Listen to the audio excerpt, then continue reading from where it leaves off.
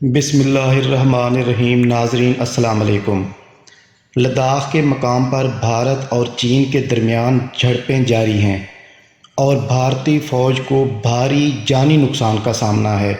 جی ہاں ناظرین، چین کے ساتھ جھڑپ کے دوران بھارتی فوج کا ایک افسر سمیت 2 سپاہی ہلاک ہو گئے ہیں۔ چین کے ساتھ سرحد پر جھڑپ میں 3 بھارتی فوجی ہلاک ہو گئے ہیں۔ تفصیلات کے مطابق اپریل کے بعد سے چین اور بھارت کے مابین تعلقات بہت کشیدہ ہیں، جبکہ سرحدوں پر جھڑپیں بھی ہوتی رہتی ہیں۔ آج بھی لداخ کے مقام پر دونوں افواج کے درمیان شدید جھڑپ ہوئی، جس کے نتیجے میں ایک بھارتی فوج کا افسر جبکہ 2 سپاہی ہلاک ہو گئے ہیں، اور یہ دعویٰ بھارتی میڈیا کا ہے۔ حقیقت ٹی وی 2 کو لائک کریں، شیئر کریں اور سبسکرائب کریں کہ اس کے ایک افسر اور 2 سپاہی ہلاک ہوئے، جبکہ چائنا نے اب تک درجنوں بھارتی فوجیوں کو ہلاک کیا ہے۔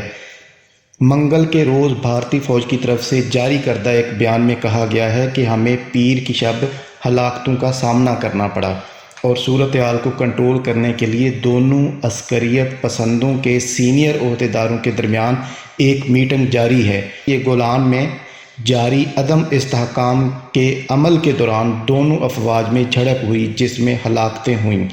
واضح رہے کہ بھارت اور چین کے درمیان مشرقی لداخ میں سرحدی تنازع کے حل اور دونوں فوجوں کے درمیان کشیدگی کو کم کرنے کے لیے اعلیٰ فوجی قیادت کے درمیان بات چیت شروع ہو گئی ہے۔ بھارت اور چین کے درمیان مشرقی لداخ میں line of actual control (LAC) کے 5 کلیدی مقامات پر دونوں ملکوں کی فوجیں آمنے سامنے کھڑی ہیں۔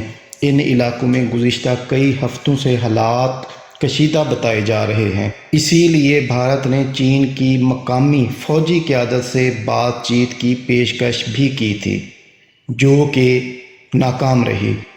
بھارت کی جانب سے اس وفد کی قیادت 14 کور کے لیفٹیننٹ جنرل ہریندر سنگھ کر رہے ہیں، جبکہ چینی وفد کے سربراہ تبت کے ضلعی سطح کے فوجی کمانڈر ہیں۔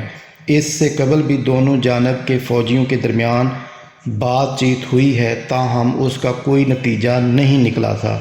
بھارتی ذرائع ابلاغ کے مطابق بات چیت میں بھارتی وفد مشرقی لداخ کے تمام علاقوں میں مئی سے پہلے کی پوزیشن کو بحال کرنے پر زور دے گا، اور جن علاقوں میں چینی فوج اس وقت موجود ہے اور جن علاقوں پر چینی فوج نے قبضہ کر رکھا ہے، وہاں سے اس کے واپس جانے کو بھارت کہے گا۔ بھارت سرحد پر چینی فوجیوں کی بڑی تعداد میں موجودگی کا بھی مخالف ہے اور چاہتا ہے کہ فوجیوں کی تعداد میں بھی کمی کی جائے۔ اس کا تیسرا مطالبہ یہ ہے کہ چین سرحد پر بھارت کی جانب سے کھڑے کیے جانے والے انفراسٹرکچر میں رخنہ اندازی نہ کرے اور تعمیراتی کاموں کو چلنے دے، جبکہ چائنا کسی صورت یہ علاقے خالی کرنے کے لیے راضی نہیں ہوگا، اور چائنا کا جہاں باقی اس کی شرائط اور مطالبے ہیں، ایک سب سے اہم مطالبہ یہ بھی ہے کہ بھارت آرٹیکل 370 بحال کرے، کشمیر کی پرانی حالت بحال کرے۔ اس صورت میں وہ بھارت کے علاقے سے جانے کے لیے تیار ہو سکتا ہے۔